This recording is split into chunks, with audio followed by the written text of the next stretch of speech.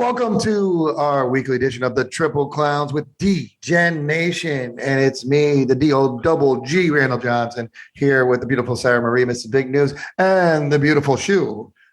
Shu eats turf. There he is, raising the glass. Let's do a big cheers to everybody.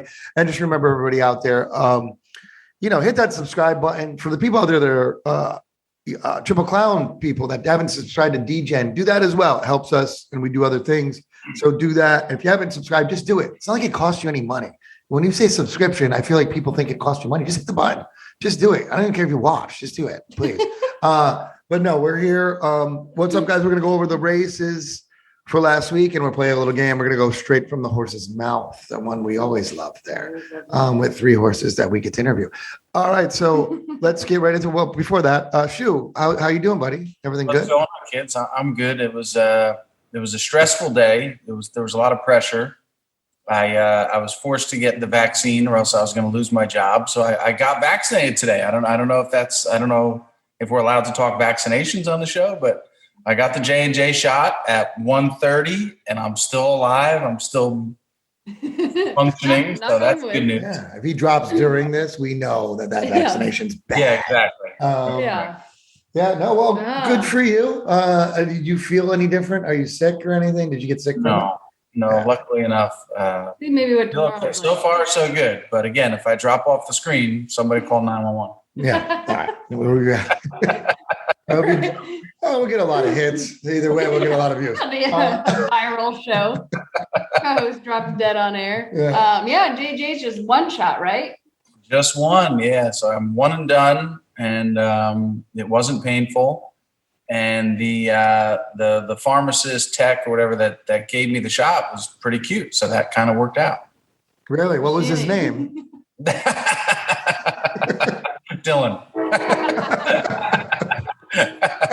That's cute. He moonlights. Yeah. Times are tough sometimes. Well, there you go. Any luck with the races this weekend? Yeah, it was fun. I mean, I was in AC for a lot of the weekend watching college football and betting that like crazy, but the races were good. I mean, I had the debut of the $3 pick three, the all turf pick three at Keeneland. I went 2 out of 3. I missed it on Friday, but I hit it Saturday and Sunday, and I had it for $6. So it didn't pay anything huge, but the Powell horse on Saturday helped out a lot in the finale. So that was good. Yeah. There you go. There you go. Shu eats turf. You don't. Absolutely. I'd be disappointed if you didn't play those. Mm-hmm. Cheers. Yeah. I don't know if I'm allowed to drink wine the night of getting the vaccine, by the way. But I'm going to do it. I'm sure it's fine. It's going to help strengthen your immune. Red wine's good for your heart. I agree. What are you drinking? Sparkling water. I'm not that exciting. I'm spinning a can because that's how I roll. I live a pretty lame life some days. Yeah. All right. So let's get into it. This is big news. You got a lot of things to wrap up, and then we'll play our game and we'll talk. So yeah, let's go.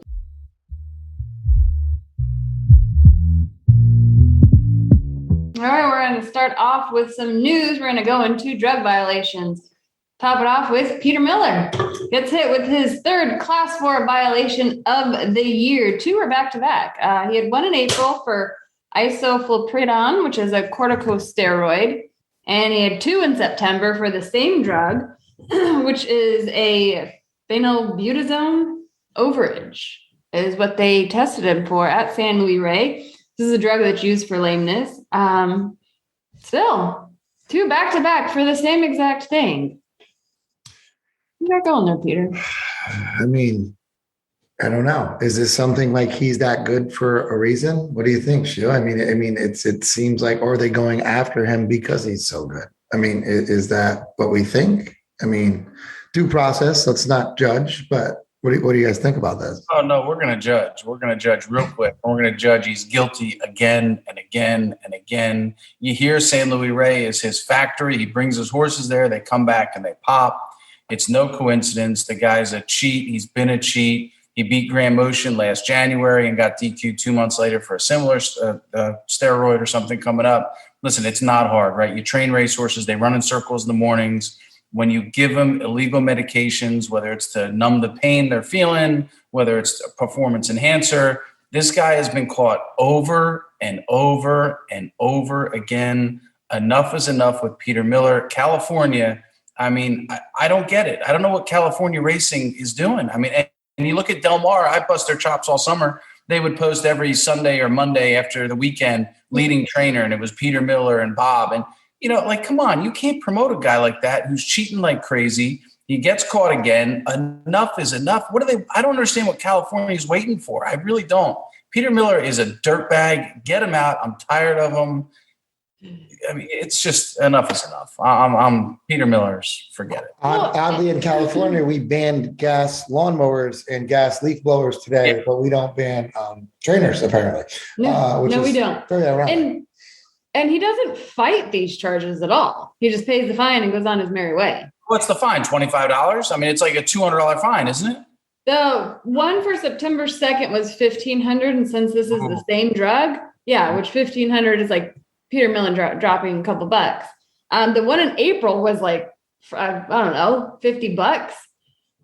Listen, I'm not a PETA advocate whatsoever, but what is PETA doing? I mean, PETA should be all over Peter Miller. PETA should be, instead of going all out, and PETA goes to the big races and they put their damn signs up and they go after racing in general. Go after the crooks. Go after the guys who are causing harm to these horses. Go after Peter Miller. If they just targeted their and went after certain guys and gals in this game, they could actually help clean it up. Instead, they just go on their rants and do their, in vogue stuff at the big race days. Go after a guy like Peter Miller. Get him out of the sport. Nobody I know will miss Peter Miller if he's gone tomorrow. Nobody. Well, life will move on, and it always does with everybody. I mean, it's going to be like, but and for people out there, it's a good question of, it's being, I guess, a human and being a gambler, which sometimes the gambler takes precedent over the human. Where, what do you think is more reprehensible, masking an injury or a performance enhancer? Which I know they're both, everything's a performance enhancer, sure. If you're masking injury, it's a performance enhancer. But you know what I mean? Like, as in, clenbuterol's not making up for like a lame leg. I wonder out there what the people think is what makes you angrier. I mean, it should be masking an injury, but either one. Play by the darn rules, for crying out loud, and let's just pretend as an industry that we care about the horses that we root for every day. I mean, what's the high school football movie? Varsity Blues. Remember Varsity Blues? Sure. Mm-hmm. Remember that movie? Remember the running back gets hurt and he has the knee, and he's in the trainer's room in the championship game, and they want to give him the injection in the knee. Yeah. Right? And the quarterback, what's his name, comes in and says, "No, don't get the injection. Don't do it." Well, that's essentially awesome. We're talking about these horses. Like, he's injecting horses to mask pain so that they run and don't feel it. Now, in a perfect world, the horse has just a little little pain. It numbs it. He runs fine, great. But the second a horse breaks down and he's on the track, and because of these masking agents, A, it's not fair, but B, it's not fair to the horses. I mean, my God, nobody wants to see a horse break down. And when you do this kind of stuff, there's reasons these rules are in place. Yeah. And they're in place because horses can't feel it. So if they run too hard and they take that extra step and they break down on the track, and my kids have to see that, and other people have to see that at the racetrack, I mean, that's brutal for the game. So, I mean, from a competitive standpoint, get them out. And from a safety standpoint and a horse standpoint, get him out. Enough is enough, California. Enough is enough. Yeah, no, well said. And no, it is true, because I mean, we look at athletes, like, it's really not a big deal if you do that with like a human that chooses to do it. We look at horses that don't have a choice. And I know they love running and they want to be racehorses, but when you put that into the equation, we're all about that. Like, at the end of the day, we're not killing anything in particular. We're just saying, we want this sport to be as clean and stay around, and it won't if this keeps happening. Well, and I think it shows right here where he back-to-back violations for the same exact drug violation within a couple weeks apart. And so they're going to fine him another $1,500? That's just slapping him on the hand. He's going to continually do this and just pay the fine. Yeah, it's weird. Governing body. We need a governing body. There's got to be. I mean, look at the steroid policy in baseball. Well, where is California? What they have a racing board, don't they? I mean, everyone said California was on the brink of shutdown with the whole incident in Santa Anita a few years ago. What is California racing doing? I mean, this is also a guy, for people who haven't heard this story, I'll tell it real quick again. This is a guy who shipped Roy H. over to Dubai with Georgie Navarro, okay? I was with Georgie when he told the story. Roy H. limped off the plane getting into Dubai. Limped. George Navarro, not Bill Mott, not Todd Pletcher. Georgie Navarro looked at Peter Miller and said, Pete, this horse is lame as fuck. You cannot run him. And Pete goes, oh, no, he'll be good. He'll be fine in a few days. And they had to force him to scratch the damn horse. This is the guy that Del Mar puts out on Instagram and posts, this is our leading trainer. Nobody fucking cares. The guy's a crook. And you know what? Guys like Gary Barber, who have more money than God, and Gary's put a lot of money into this game, God bless him. But the fact that he's claiming horses with Peter Miller is a joke. It's an absolute joke.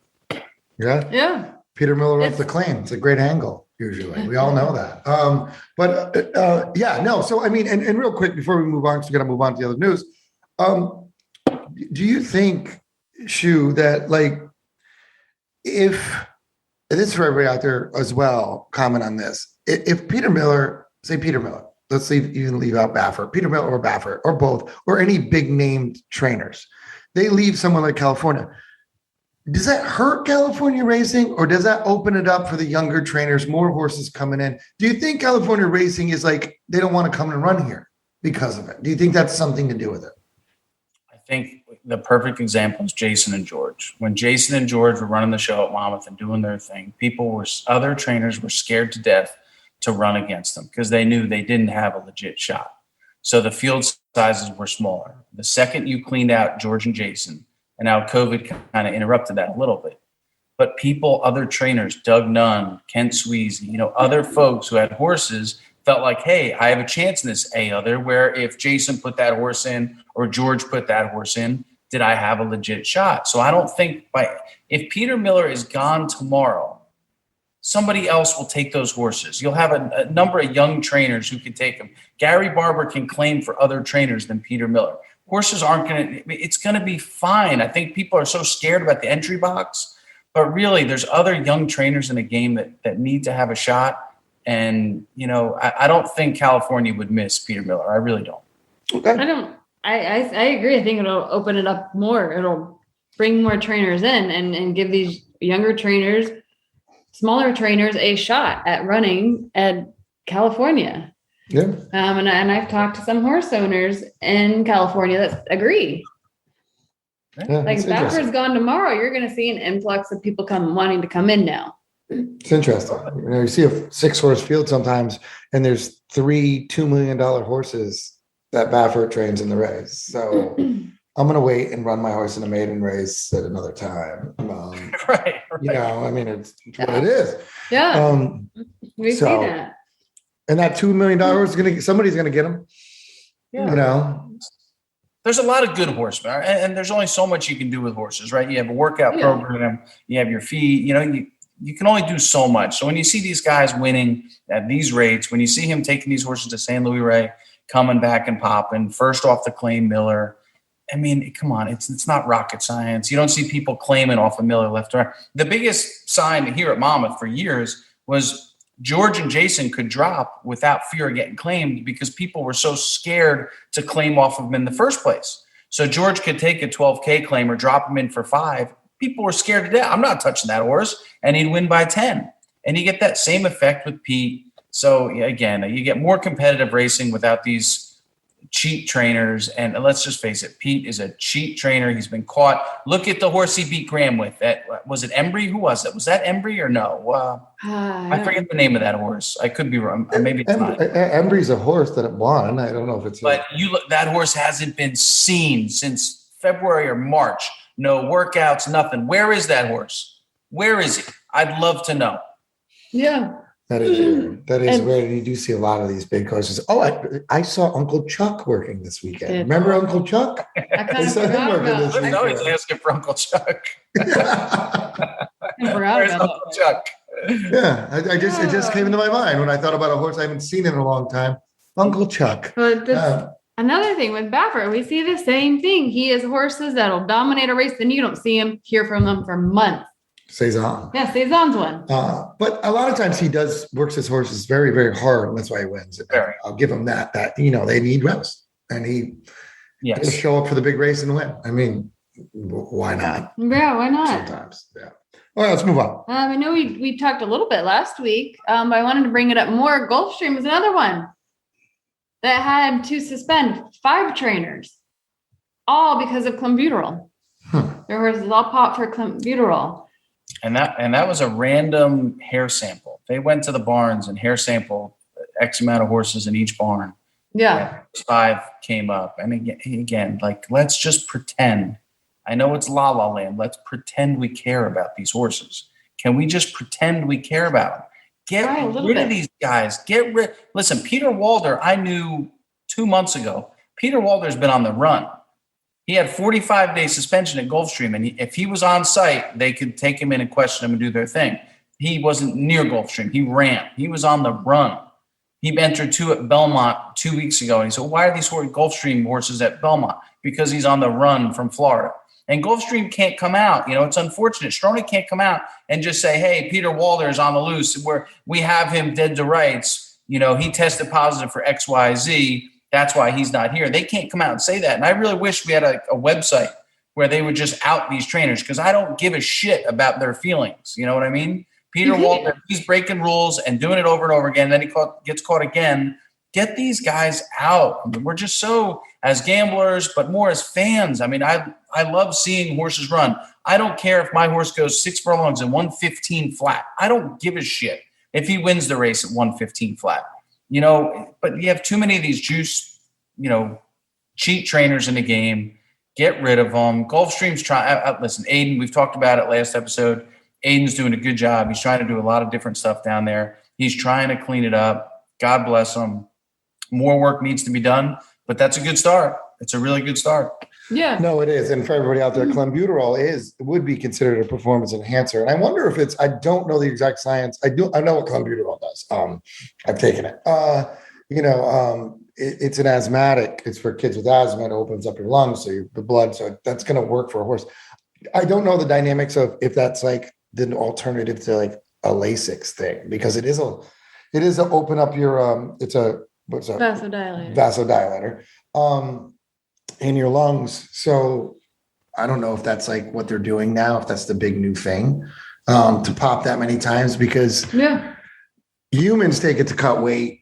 It speeds up your metabolism. A horse doesn't need to do that at all. We're getting so bad in this game. I had talked to a few people. We're getting close. We're going to come to a point where we're going to have socialized horse racing. You ready for this? These trainers are cheating so much. I mean, we talked to, I'm not going to name a name, but a big name trainer, really big name trainer, who said to me that this may be the worst the game has ever been as far as cheating. Worse than the Navarro and Service days. This could be the peak of cheating in horse racing. This is from a prominent horse trainer. We are getting to the point where we're going to have socialized horse racing, where tracks just pay trainers a fixed salary. You take care of these 5 horses. You take care of these 5. We run them every 3 weeks. We let people gamble on them, and that's it. That's how fucking bad these guys have become. Yeah. Here's the food they can eat. Yeah, here's the food they can eat. Here's where they can go. That's correct. That's where, and the more these crooks do their stupid shit and make shortcuts and try to do this stuff, that's how close we're getting. Socialized horse racing. Wow. Think about that. Going that way with everything else. So I guess let's just jump on board. They all have to get vaccinated. All horses need to be vaccinated. They have to be vaccinated or they Just can't not on win. race day. They got to be vaccinated 5 days before race day. Yeah, you can't have it in your system because that vaccine might make you run faster. You never know. All right, let's move on. All right, last piece is we'll talk about Bob. The trial official hearing is set for January 24th, 2022. I think that's a big thing that they're given. I think, but you know how Vegas always knows things before. And don't get me wrong, they have odds up down horses I know aren't going to run in futures and stuff like that. But when Vegas is like putting out, and I say Vegas, I mean lines makers some places. When they're putting him out in like futures, unless they think the whole world's suckers, or Vegas always knows more than we do. I mean, these are people that hit numbers that are like NBA basketball over-unders, and they hit it. Like, I mean, they know things. The fact that they put him out there and you have odds on Bob's horses in the Derby, I feel like he's going to win this thing. I don't know about you guys, but all of Bob's people, his camp they swear he's going to win, and I'm sure he will. He's got lawyers that me and you can't afford. He's got lawyers that are going to fight for him, and these rules are so vague and so gray in so many areas. They're going to find technicalities. They're going to get him out.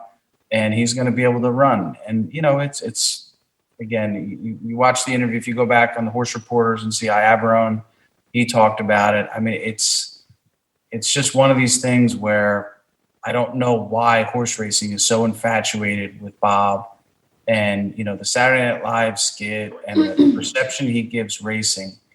It just, I don't know why. I mean, we want to have like big name people. That's great. You want to have big name horses. You want to have the jockeys, the stars. But horse racing, just like without Peter Miller in California, it'll survive without Bob. I mean, everybody's going to show up the first Saturday of May in Louisville, whether Bob Baffert's there or not. Yeah. So I just, he's going to win though. You're right. Your case, if there were odds on it, if he was 3-5 to win the case, I'd bet Bob because he's going to win. He's got lawyers that I can't afford. He's got the breeding industry behind him. Look at the Justify selling for millions and millions of dollars. His people were at the Keeneland sales buying $1 million horses. I mean, they're all convinced he's going to win, and I'm sure he will. Yeah. I wouldn't be surprised either. Let's go on and recap some races. We had 11 win in your ends this weekend with a big weekend at Keeneland and a couple at Belmont. So we'll start with Keeneland Friday card. Race 8, the Ogden Phoenix, which was the win in your end for the sprint, where we had Special Reserve, followed by Aloha West and Mucho.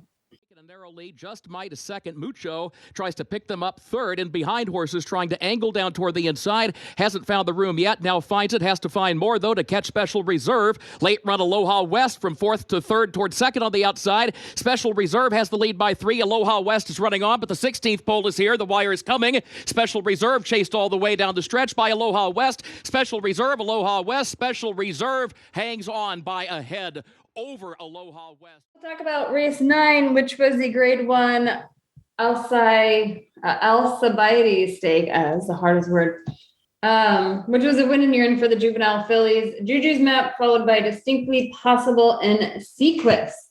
Juju's Map the leader. Matarea's second by 3. Distinctly Possible third up on the outside. Juju's Map in the final furlong of the Darley Alcibiades has a 5-length lead back to Matarea. Distinctly Possible. Sequest runs late, but at the line, Juju's Map and Florent Giroux to win it convincingly.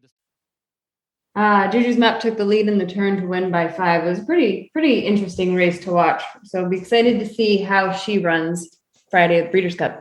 Well, we all know the best juvenile filly out there, Shu. We know it. Zulu, baby. Nobody's catching Zulu. They're all running for second. Yeah. No, nobody is. All right, let's go on to Saturday. Race 7 was the thoroughbred race, which was a win in your end for the filly and mare sprint. Bell's the one. No surprise there to anybody winning that, followed by Club Car and Estilo Talentoso. From the lead, they turn for home. In the midst of biz, the leader, Bell's the one, is coming down the outside. Frank's Rocket is trying to squeeze through toward the inside. Estilo Talentoso is there as well. Frank's Rocket up the rail. Estilo Talentoso is there. And Bell's the one on the outside. Club Car runs late down the extreme outside. Bell's the one. Club Car. Bell's the one. Club Car. Estilo Talentoso. Bell's the one. Takes it by it.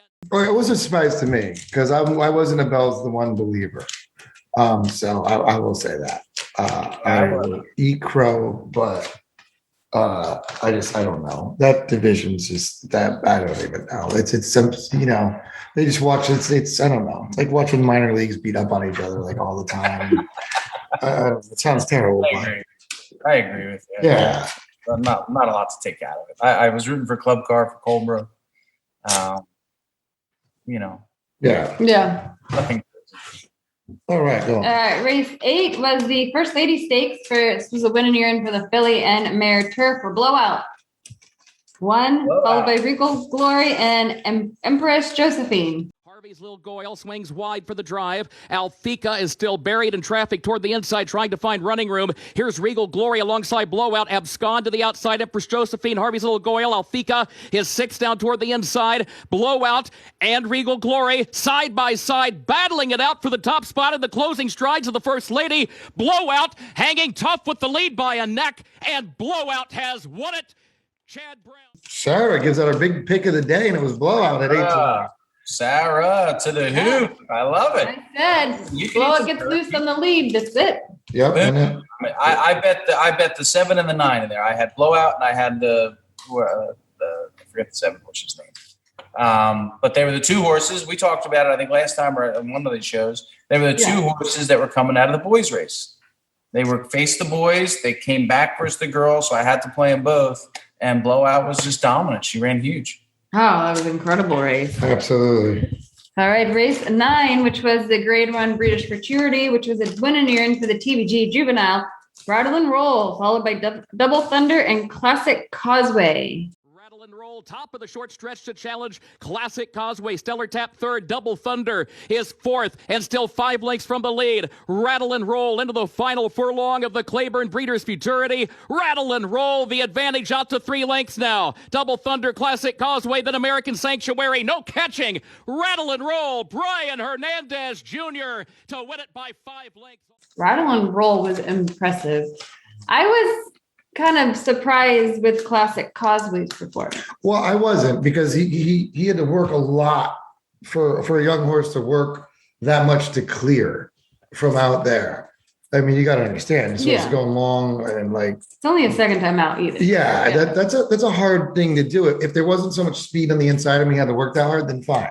But he had to work really hard. I wouldn't throw that horse out in any way. I mean, no, I wouldn't. I mean, I feel like hitting the board your second time out in this type of race, that's pretty good. From out there. Out He worked hard. out there. He was the 13th. Yeah. I'm really hoping Lynch sends that horse to the Breeders' Cup. I'm really hoping so, because I think you're right. She had to work hard to get to the lead, and then the speed wasn't playing that great at Keeneland anyway that day. So I like the horse a lot. Hopefully we can see Breeders' Cup weekend, a little revenge for him, because I don't love that McPeak horse that won. I mean, McPeak was firing all weekend. McPeak had a great weekend. He's always does well at Keeneland. I don't know. I think Team Lynch. I think this horse can come back, bounce back, and run big Breeders' Cup weekend. I agree, and this is one of the horses that I feel like there's something, and old horse fans, I'm sure. Giants Causeway died, right? And this is his last. This is his last. Oh, is this one really? I think this is his last crop. Wow. I believe so. I believe this is his last crop. So, kind of want to see one of those guys do. Yeah, heck yeah. Yeah. Nice. All right. Race 10 was the Grade 1 Turf Mile. Winning urine for the FanDuel Mile. In Love, followed by Tell Your Daddy and Some Like It Hot Brown. The leader, Diamond Oops, Some Like It Hot Brown is there. Ivar trying to find more, still 4th, still 3 lengths away. Some Like It Hot Brown to the lead. Tell Your Daddy and In Love running on. Tell Your Daddy, In Love coming forward. Space Traveler late run. In Love has the lead in deep stretch. In Love striding forward for Alex Ashard to win the Keeneland Turf Mile. In Love wins it. You got it? The hoop. Lobo. Now that horse, right? So I have a secret love obsession with Paul Lobo, right? So he's got 2 in the race. So I bet 50 across the board on both of his horses, right? I bet exactas, I bet tries, but I bet both of them. I had the horse in the final leg of the all-turf pick 3. Now, Ivar had a tough trip and got bumped hard. Leperoux came out on him. The 5 and the 6 smacked each other. There's an inquiry. They didn't make a change. But Ivar had a little bit of a tough trip. But here comes In Love flying, and I'm watching AC on the big screen. Let's go, Lobo. So that was a nice one. But he was 23-1 going in the gate. 23-1 in the gate, and we get 12-1. What's that telling you? That shoe influence. You shouldn't have told anybody, man. That's what happens, you know? That's computer money, man. That's computer money. Yeah, that's where the money's A at. lot of money, 23 to 1 to 12 to 1 in a big race like that. In a big race, that's That final pick must millions have of been a dollars. monster. Yeah. Yeah. Not one person didn't move that line. But that is curious because I faded Ivar really hard and watch him on his next race because the big thing was that horse was terrible off a layoff. Yeah. He's better second off. I agree. Big time better, like a lot better. Because he ran in May in Churchill. I bet him big that day. It was that Derby day, right? I think that was Derby. Yeah. And he really ran. He disappointed big time on Derby day. So I figured he would come back really strong on Saturday.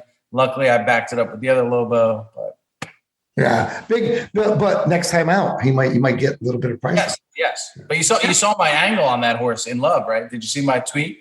No. You don't get to do it often, right? You don't get to do it often, but it was his birthday month, October, and you don't get to do that a lot. But those South American horses that Lobo brings up there, October, birthday, running on his birthday, said, hunch play.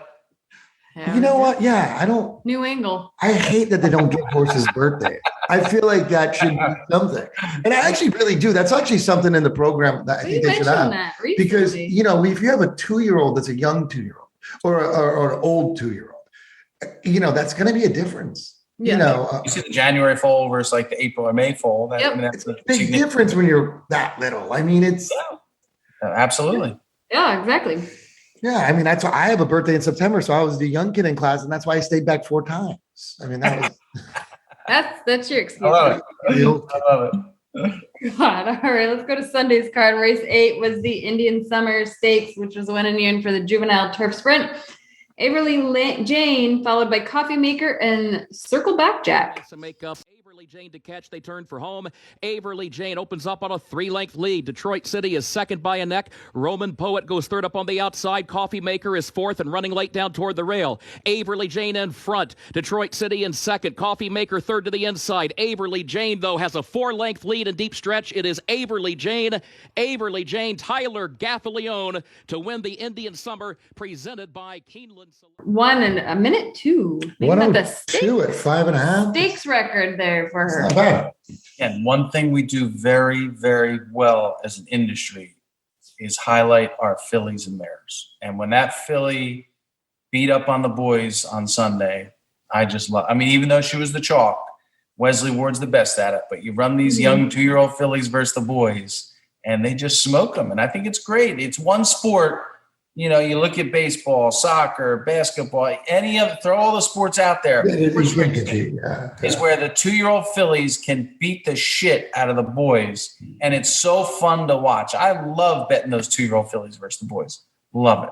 Well, let's talk about the next race, which I know Randy's going to bring up, about a horse who hasn't challenged the boys, the Grade 1 Spinster. This is a win and you're in for the Distaff. Latruska surprised nobody by winning that, followed by Dunbar Road and Bonnie South. For more in second. Dunbar Road, Bonnie South move as a team out to the center of the track, top of the stretch, tall task ahead to try to catch Latruska. Latruska leads it by 4 lengths coming to the 8th pole. Dunbar Road to second, Bonnie South in third. Final furlong of the Juddmonte Spinster. Latruska chased all the way by Dunbar Road and Bonnie South. Latruska's already past the 16th pole. Latruska by 3. Latruska and Erod Ortiz Jr. to win the Juddmonte Spinster by 2.5 lengths. And go.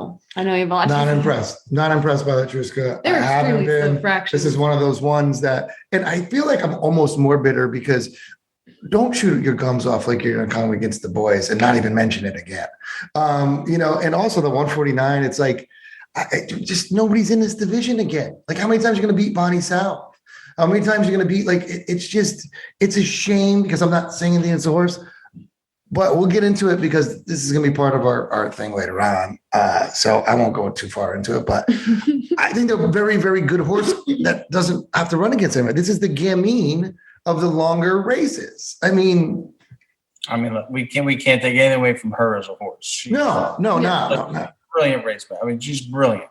She's fast. She stays on. She's competitive. We've seen her come back at Oaklawn when she battled back to beat, what's her name? Monomoy. Yeah, Monomoy. Yeah. She's got a heart of a champion. She's fast. She's a great racehorse.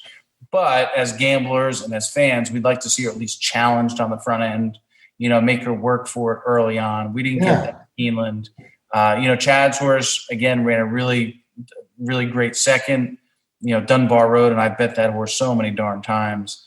But you know what? You can't take anything away from Latruska, but we can probably take something away from that division and the fact that no one can challenge her early, which just lets her kind of walk and get in the rhythm and then forget it. It's over. Yeah, exactly. Let's go to race 10, which was the Grade 2 Bourbon Stakes, which is a win and urine for the juvenile turf, where Tiz the Bomb won that, followed by Stolen Base and Credibility.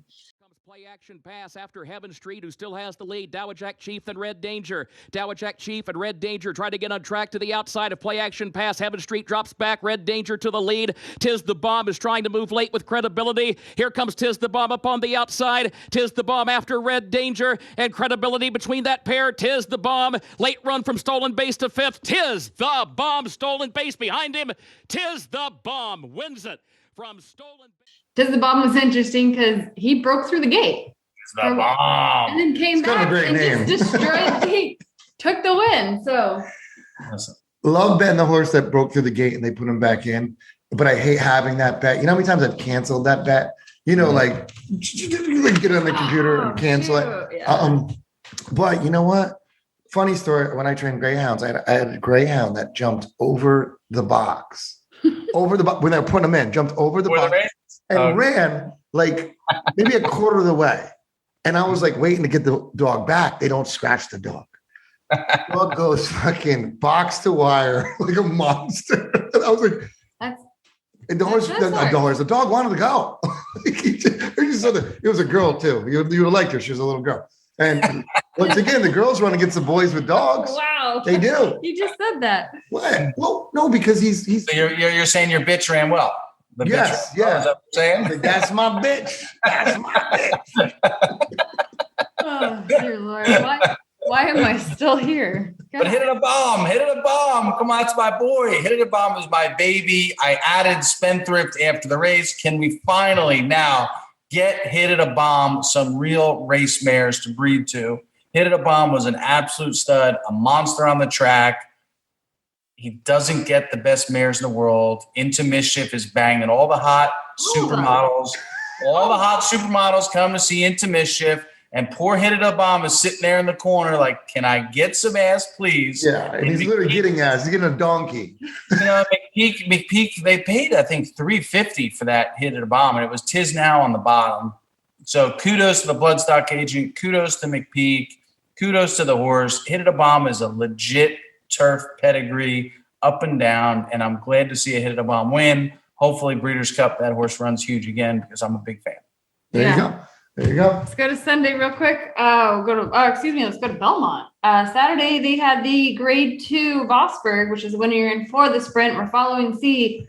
Took that win by Forensic Fire and Baby Yoda. As the lead here, Forense Fire, good effort on the outside. Baby Yoda is down at the rail. The half 1 in 45 and 1/5 seconds. Following C has now opened up here. It's Following C in front by 3. Then Forense Fire, Baby Yoda, and good effort. Following C, pouring it on here in the stretch. Impressive to win the Grade 2 Vosburg. Following C ran 6 furlongs. It was an interesting race. There was only 4 horses in this race, so not much competition. Well, a lot of the horses are afraid of Forensic Fire. That's true. Biting. I mean, he did all right this race. He stayed in line. Baby Yoda, I was never sold on before, and then last race, bad break and everything. But I mean, let's face it. I mean, we'll talk about that in a little bit too. Another disappointing division that's going to get run away with, and that's the sprint division. We know who's going to win. Yes. Yeah. No, sure. Yeah. That's not going to be that exciting of a race because we all just know Jack. Yeah. Jack's Warrior. But Sunday's race, they had the Grade 3 Futurity Stakes winning urine for the juvenile sprint, where Slipstream won, followed by Run Curtis Run and Biz Buzz. is on the move. Down on the inside, it is a Midnight Worker and a Slipstream. At the back of the pack is Chi-Town Lady, and the leader is Run Curtis Run. Poppy Flower on the outside. Midnight Worker is in between. Slipstream looking to come on through now, and here comes Slipstream up to challenge Run Curtis Run. Slipstream, Run Curtis Run. It is Slipstream to win the Grade 3 Futurity. Well, you look at this, like it's the second faster in the juveniles. Like, what's going on with the older ones? Like, that's ridiculous. So yeah, the Vosburg was run in 109, and this was run in 108. Yeah. I was busy watching my Giants get walked off and carted off into ambulances during this race. Well, I missed you're used to it by now. With the my Giants. entire Giant roster is in an ICU somewhere, for crying out loud. Yeah. I missed the race, but Well, Yeah. it's a good thing though. They're in ICU and no one knows who they are anyway, so you're fine. Oh, good. But that is all we have for the news and the races. All right. So yeah, anything else to add? Was there anything you guys saw that was crazy? Nothing. I saw nothing. just the Keeneland pick 3. Let's give them some props. I mean, this is something we're talking about the better. We're talking about growing the game, doing something different. I think all over Twitter, people were all over the $3 pick 3. I don't know what the handles were and if they were that much better than a regular pick 3, but it was a lot of fun playing it. I know they didn't pay huge. We had the Ward chalk on Saturday.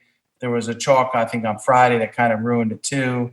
But a fun bet, exciting. I mean, really cool. So give props where props is due. Keeneland, their management team, the all-turf pick 3, I thought was a really big hit opening weekend. Yeah, no, and we talk about that a I little think bit you should be wagering. the face of that. Well, It should be the shoe 3, but we're working on It it. should be. We're It working on it. should be. at least give me Well, at least we can work into the shoe 2, and then we'll go to the shoe 3. Baby steps. But no, it's true. Like different. We talked about this before, like prop bets and things like that. Like it's not hard to do, and it'll take a little bit. It'll take the pick 3, like $3 pick. That'll take a little bit for people even to know about it.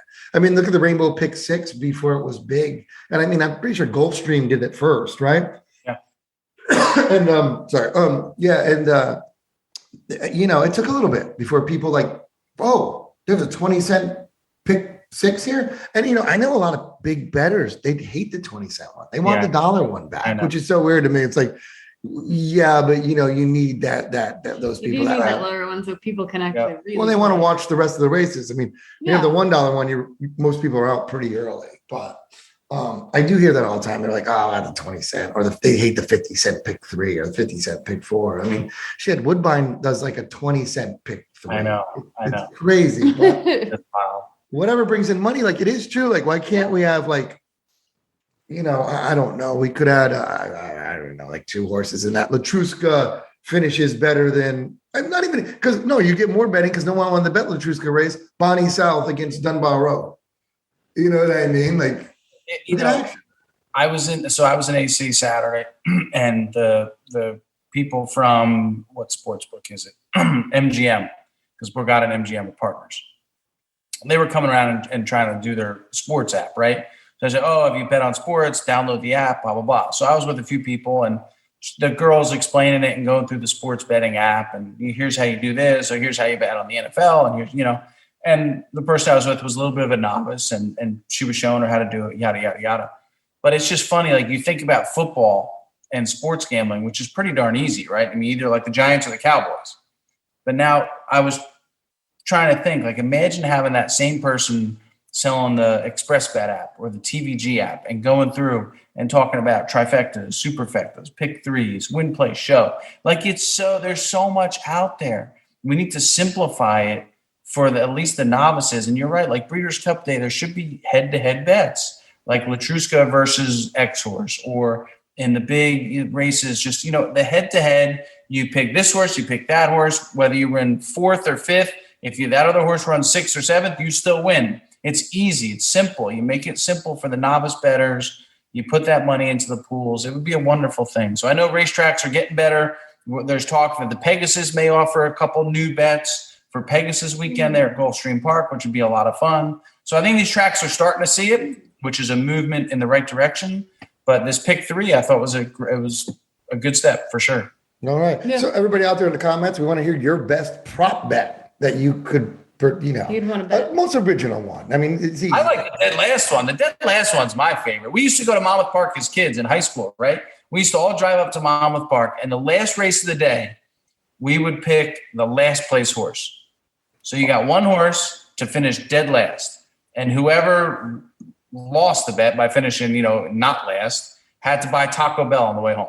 And that was how we ended it. Yes. There it is. Yeah. And listen, during the winter, earlier this year during Del Mar, I would have been great at that because I would have just took Sarah's bets. And Oh, wow. Wow.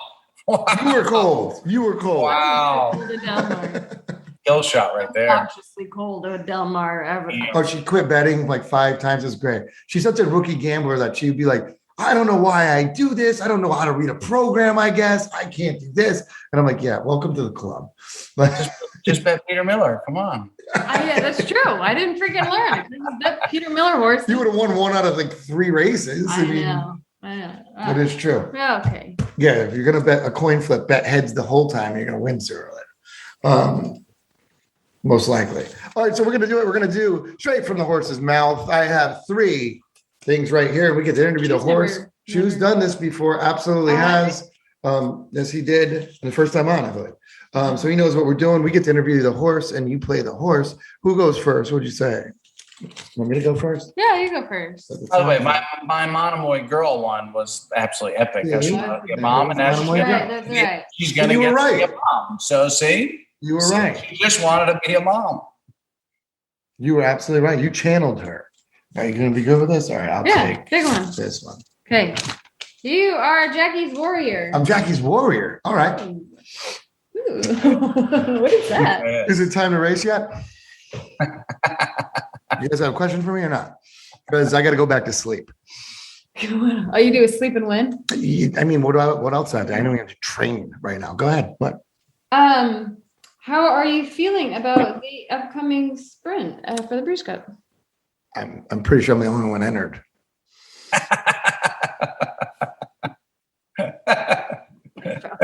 Anything else for me? What do you do? What do you do when you're not racing? I just think about winning. That's it. I get frustrated though. I do. I'll be honest with you guys. I'm a little frustrated. First of all, I'm frustrated that I wasn't in the Derby. I was going to ask you that, Jackie. I was going to ask you that. Would you have won the Kentucky Derby? Could you have won a mile and a quarter? You listen. And first of all, thank you for your support. I do know you're a fan of mine. Not only that, Shu, I'm going to tell you this. I would have won the Preakness. There's no doubt about it. That would have been even easier for me. And I have to say, for all the haters out there, I mean, is there a horse that could beat me at more? Like, am I the most versatile horse there is? I mean, seriously, you could put me on against anyone up to, let's just say, 1.1 miles. Who's going to beat me?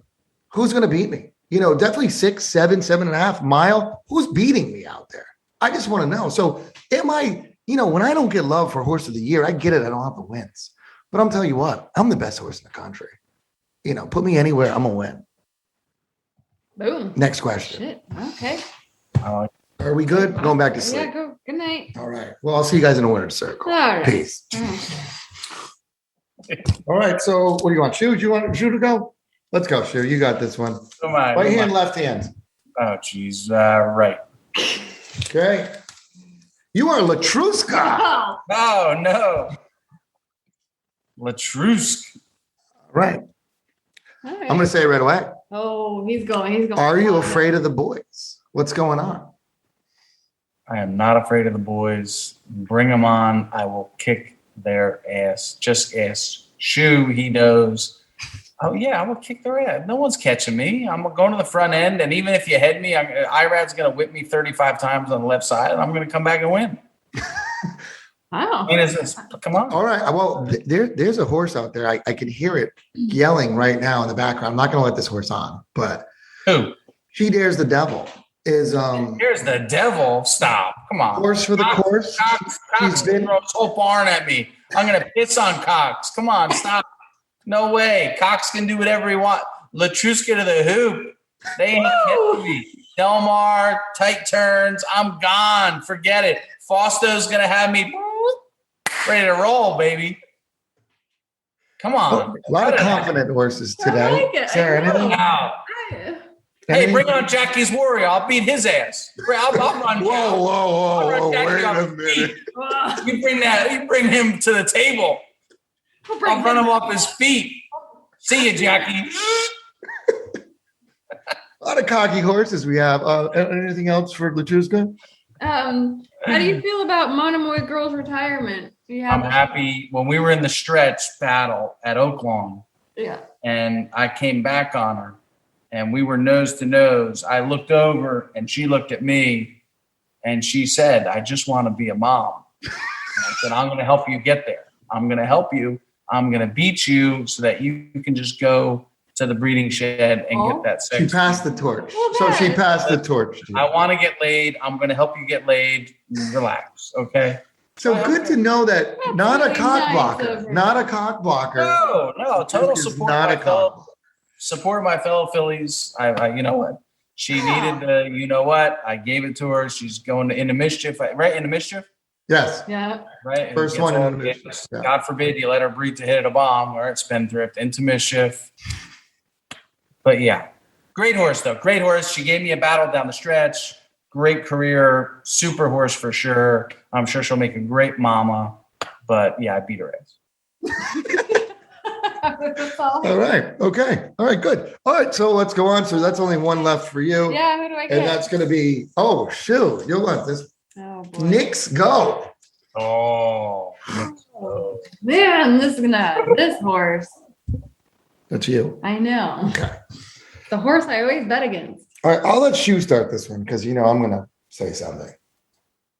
I Go mean, you're Yeah, but- gone, dude. You're just no one's catching you. You're gonna win easy. No one is catching you. How easy. You're going to the lead.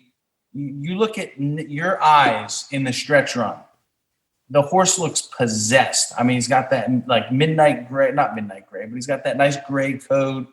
I mean, you look so good in the stretch, but you look in his eyes and he just looks like he's a possessed demon out there. Those tight turns at Del Mar, that short stretch, you're gone. I'm not even going to try beating you. Are you worried about the mile and a quarter? You haven't won at that ever. Are you worried about that? No. Yeah. No, mile and a quarter. No, not worried about that at all. Do you feel at all that you got lucky in a sense that all the 3-year-olds all retired, the good ones? Do you feel blessed in any way, Knicks Cup? I do. Yeah. I mean, now that they're off my trail, it kind of gave me, it's my time to shine and I'm freaking shining. All right. I'm going to come into the classic. I'm going to destroy that field. Aren't you worried about that? Well, what's that big horse? Aren't you worried about that Medina Spirit horse? Medina, No. who? No, you're not worried about him? No. No? The horse that ran I'll give second that- in the Derby? I'll give that horse the That's death it. stare and that's it. But he's got nothing Well, on me. Respect for Well, I heard, I mean, do you think, Knicks Go, Mhm. that you're going to face Medina Spirit? Because I heard from a source the Medina Spirit won't go. Do you believe in that? Do you think the Medina Spirit's scared of you? Oh, yeah, of course. Of course. I wouldn't be surprised if that horse scratched day of. He's going to duck you. He's going to duck you. But then a lot of people want to know that other gray horse that your trainer trains, if you go super fast early, can that other gray horse catch you in the stretch? Not the way I have it all planned out. I've been working well. I have a good map how I'm going to run this field. No. I'll get loose on the lead. Don't worry about it. That other great horse, no one's going to know what that other great horse. So why did you lose at a mile and a quarter before? Like, what happened? Well, not everyone has a good day. Where was that race at? I forget. Where was the mile and a quarter? Dubai. I believe Dubai was, right? Who did he lose to? I forget. Yeah. Charlatan and the big Oh, that race. Mishra. Have you seen that horse? And that horse is not coming over. Horse has Or the lost a British couple horse. times now. Yeah. Do you want to win and you're in? He did, and that's like a horse of the year, definitely in the world. But I mean, what that horse is Yeah. doing, I mean, I so. ran in Dubai. That was tough. I mean, So you're telling me that if Charlatan was still around, you'd lose? no. Oh, no. I've only gotten better. I've been running all year. I've only gotten better. I know a lot of people question me January and February, and I'm just proving them wrong over and over and over again. Well, we see you as a 5-year-old. Well, I think we will. I think Pegasus, you're going to defend your title at the Pegasus. Why not? I think Pegasus, but yeah, I would imagine you might retire and go have babies after the it's Pegasus. time to get laid, all right? Give me a couple more races, some good titles. Oh, under my you're still belt. talking as the horse. Okay. You don't carry the pedigree of champions with Painter. Although I'm a big fan of your pops, but he's not exactly the sexy sire out there. So I think you keep the horse, keep you in training, keep running until the horse says, I don't want to run anymore. The Breeders' Cup, first step, Pegasus, next step, and then we'll probably see a Dubai would probably Dubai or Louisville, wherever. Why not? We'll see. All right. Well, thank all the horses. Thank you for your time. That was guys. fantastic. All right. So yeah, we'll just wrap it up. And yeah, so everybody out there, like I said, hit that like, subscribe, leave a comment. This is a lot of fun. We do this every week, and we got a lot of things coming up. Shoot, do you have anything coming up this week? Besides, I know we have some Friday that I can talk about. Any horse reporters this week or anything? Nothing exciting. If you haven't seen the Horse Reporters with Michael Iavarone and his beautiful wife Jules, get on there. It was a great interview. He really, hits a couple hot topics. We talk about trainers. We talk about Baffert. We talk about, trying to grow the game. And he was really honest, and I thought he handled everything well. We asked him about Dutro, and Dutro is going to be coming back in front of the NYRA board soon. So he talks about that. So it was a really interesting discussion. I thought he was really colorful. He was great. A lot of fun. Clearly, the dude loves to party. They're a walking entourage party. They'll be at Del Mar. Hopefully, we'll be out there with them. But this week, I don't know, kind of keep it low key, and then we'll ramp it up for Keeneland $3 pick threes next weekend. We got the football show Friday night. So again, echo your thoughts, subscribe, Degen Nation, get on board. A lot of great content and a lot of fun. Yeah, we're doing a lot of things at Degen Nation. So like I said before, subscribe, because there's a lot of things coming up for everybody that follows Shu or follows us at the Triple Clowns. Jump onto Degen as well, and because that's where you'll see more of us. So absolutely, it's going to be good. We have a pick show coming up as well on Friday, which we always do. I have no idea what we're doing this Probably week. doing Thursday. Live show Possibly Thursday doing night. Thursday night. There's a live show tomorrow night with the Off the Rail guys. They're gonna have, I think, Troy Johnson on. Yeah, Troy will be on. Troy is a horse owner of, and if I go on with him, then we'll be the Johnson & Johnson shot. Remember that. And hopefully Shu's still alive tomorrow. We'll see. So far, so good. You haven't So far, dropped. so good. I'm at 2 glasses of wine. I'm okay. So I've had a cigar and 2 glasses of wine since the vaccine, and I'm still alive. So Fine. Yeah. Yeah. doctors and they he might be sick because he's usually into 4 glasses of wine and 2 cigars by now. So Ooh. trying to take it easy. I'm trying to pace myself. there you go. I mean, it's still like Monday night. So we have a Absolutely. whole week ahead. He just builds it up every week. But all right, everybody, good luck. See you later. See you later, everybody. Cheers, peeps.